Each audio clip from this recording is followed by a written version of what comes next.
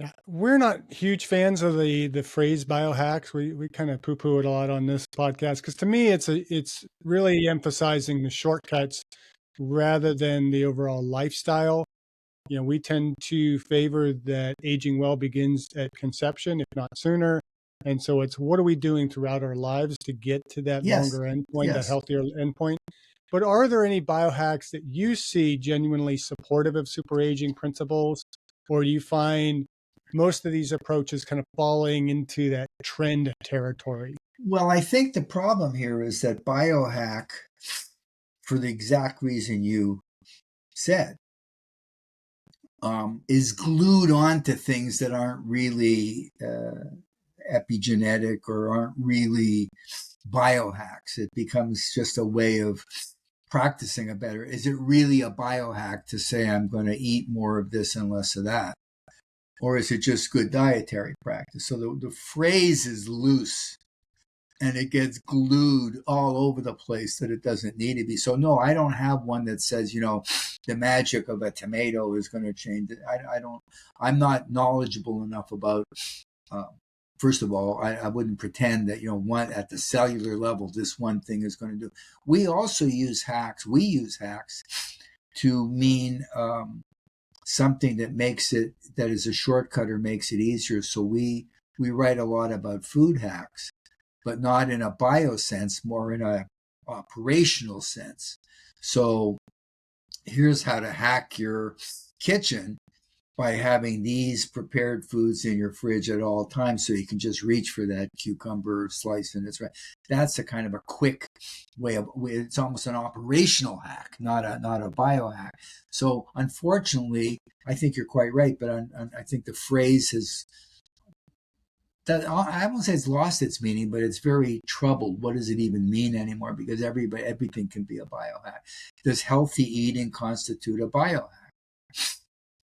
If you can prove to me, all right, so here's an example. We had a very popular story called Eating the Rainbow. And it was written by a nutritionist. So it wasn't hard that foods that are colored, orange, the reds, and if you choose to eat the whole spectrum every week, because of the chemicals in these foods that are oranges and reds and so on, if those then exert a biological impact, they reduce inflammation. Well, is that really a biohack or is that healthy eating?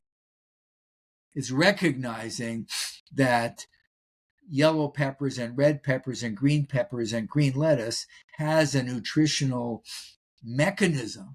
It's true. It's not just generically good in a vague but unknown way. It's got a specific mechanism that reduces inflammation, that attacks, that fights against oxidation, and all that.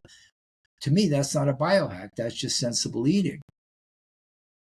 I agree there. And yet it does do something biological. So it's not, but I don't know if I think like a lot of these things are, aging in place is my pet peeve because, what does that even mean? Does that mean you have to stay in your own home? What if I sell the house and age somewhere else? It's generally, it started out meaning not being in a hospital or not being in an intensive, a highly care, but now it's thrown around everywhere. And then it turns out that what does it require? Well, that's so varied by the individual. Does it require renovation to your home? Maybe. Does it require a robot? Maybe. Does it require all the latest technology? No. But should you know what that new technology is? Yes.